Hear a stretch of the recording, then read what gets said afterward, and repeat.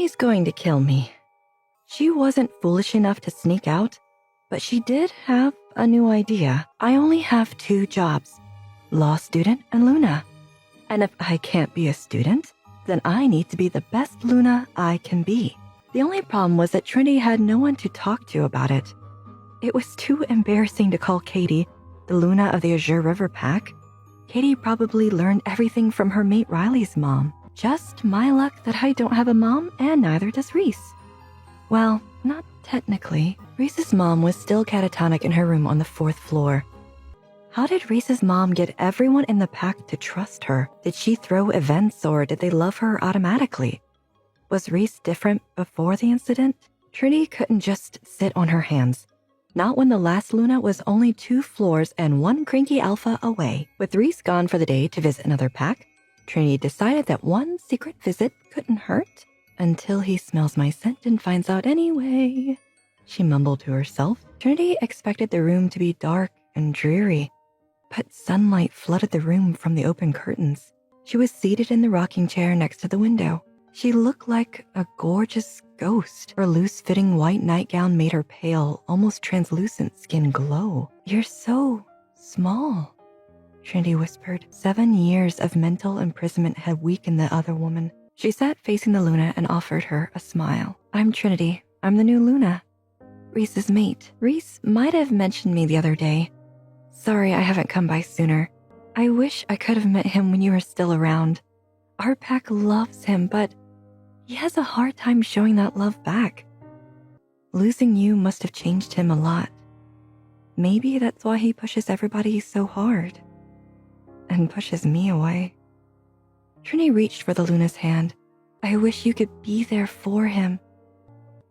Trinity stayed there a while longer, holding onto the woman's hand until she smelled it. His scent grew stronger by the second, so he was moving fast. "I guess his alpha visit ended early. Do you want to say hi?" "Don't you dare poison." "Poison?" Trinity repeated, but Reese froze when he saw them. "You really think I'd poison her?" "No, not with actual poison, just poison her against me."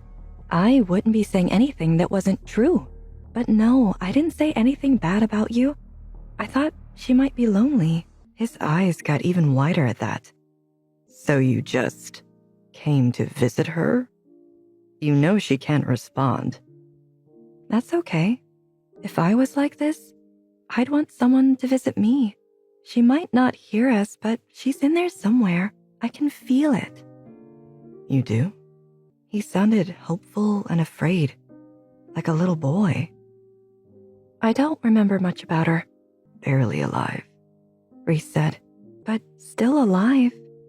If it bothers you, I don't have to do it often." "I didn't say it bothered me. I never thought I'd see this. My mother and my mate holding hands." "I didn't think you thought about it at all," Trinity said. "I didn't. Not until now."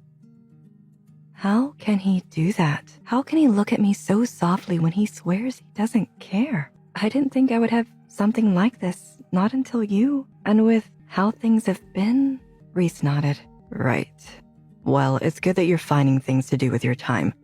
I know how much you liked your classes, but it's too dangerous to go out," she finished for him. Maybe she could bring others in. Like Halloween, but smaller, she thought. Her face lit up with the idea. "Don't sound so excited. What if I did more of this? Not just with your mother, but with the other women and children who don't have anyone. Do arts and crafts maybe, or a book club? The arts and crafts could be the beginning, but once the attacks calm down, they could do supervised hikes in the woods.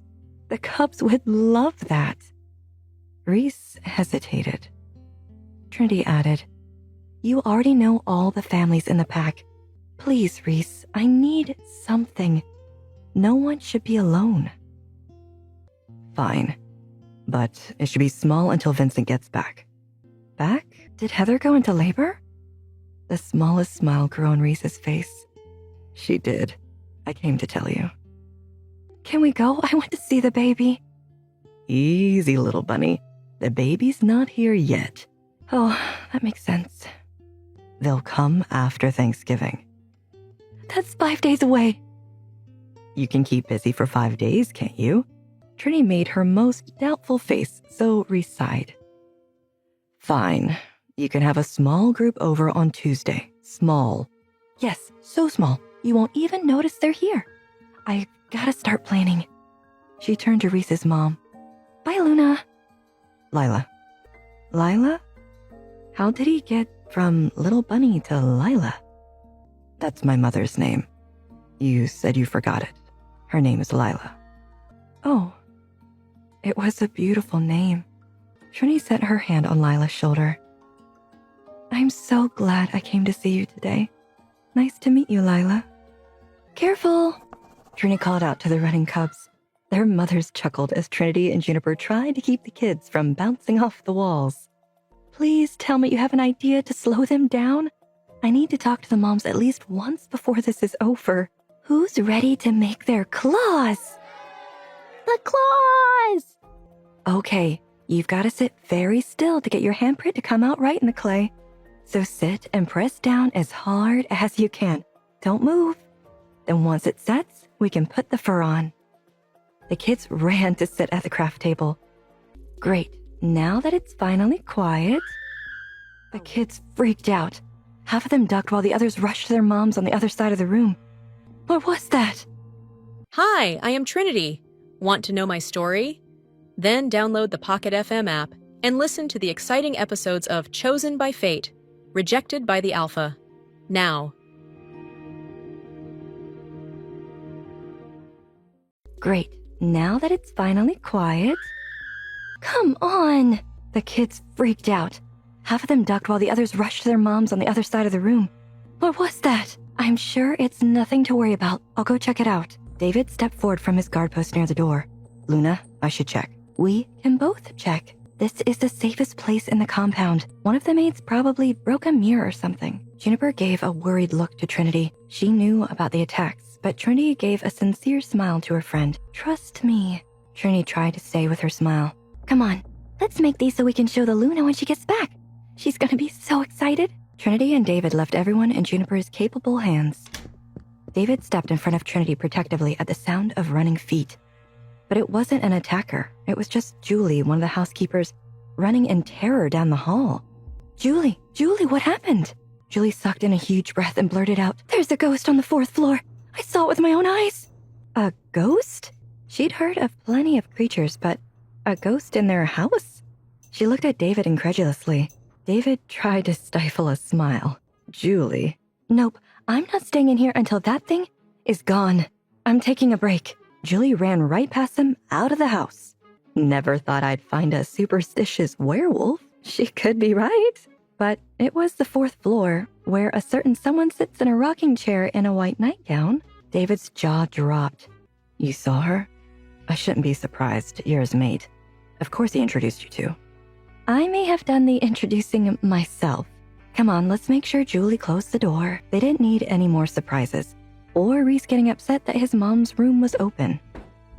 David and Trinity had just reached the 4th floor landing when she smelled Reese coming up the stairs behind them. What was that scream?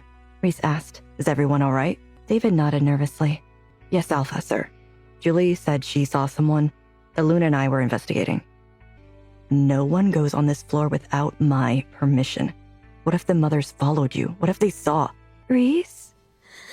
Trinity gasped at the weak voice from down the hall. All 3 of them turned in unison, and there she was, the ghost of the 4th floor, Luna Lila Gray, leaning weakly against the wall by her door. She could barely stand. Each step she took shook her whole body, making her ghostly nightgown sway.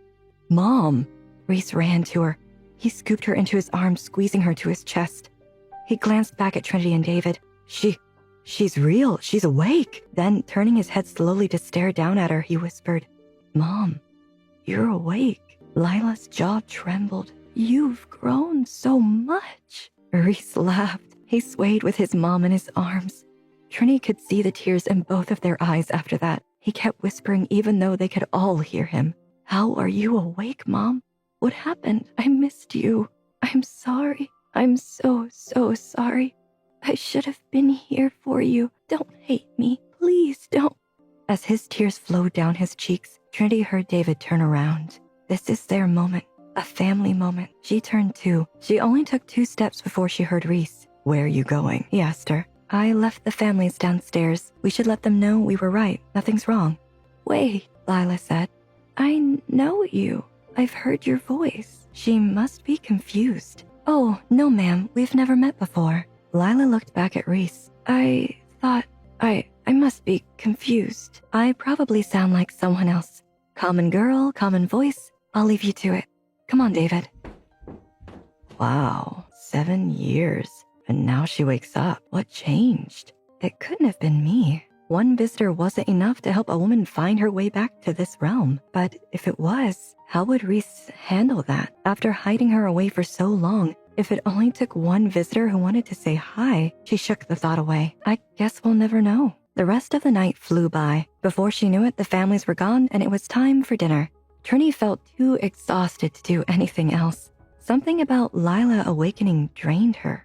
Reese probably won't notice I skipped dinner. He'll be so happy that his mom's back. She should have known Reese's happiness would be short-lived. He stomped down to her room just after dinner started. She smelled him coming down the hallway before she heard him. Trinity rolled her eyes. "What now?" "Open the door," he barked from the other side. "Open it yourself," she snapped back. "How could you possibly be angry with me right now?" "You're avoiding me again." He slammed the door shut. She sighed. "You're going to break something, and I'm not avoiding you. I just wasn't hungry." He stalked closer to her. For once, she backed away instead of rising to the challenge. "What did you do?" he asked her. "What?" "My mom spent 7 years without so much as a word, but you visit her, and now she's walking around." "Do you have to blame everything on me? You heard me talk to her, Reese. That's all I did. That's it." "That can't be it. What did you say to her? Tell me." She shuddered at the force of his voice. "I told her to come back. I said I wished she would come back because you needed her, and I needed someone too. I can't ask anyone else how to care for this pack or for you. She's the only one you love. I wanted her to come back for you." "But," Reese backed away. "But she heard you. She must have. She wouldn't have heard your voice anywhere else, and no one sounds like you do. You are one of a kind." It was the best compliment he'd ever said to her. "I couldn't have done this, Reese. I don't have that power. I don't even have you." "It doesn't make sense." His pain looked like hers when she thought of her own mother. If they were a normal mate couple, Trinity and Reese could have bonded over losing their mothers. They could have laid in bed, tending to each other's heartache. Instead, Reese stormed into her room to accuse her of what? Finding some secret way to bring his mother back? As if Trinity had committed a crime by simply existing. "Even if I did help your mother, shouldn't you be saying thank you? Not screaming at me? Why can't you treat me like a normal person?" Reese didn't answer her. "Reese, answer me." He stopped with his hand on the doorknob. "I'm sorry." "Sorry? For which part?" He would never tell her. The real ghost in the house was the emptiness between them. Want to know what happens next? Click on the link in the description below to watch further episodes of Chosen by Fate, Rejected by the Alpha.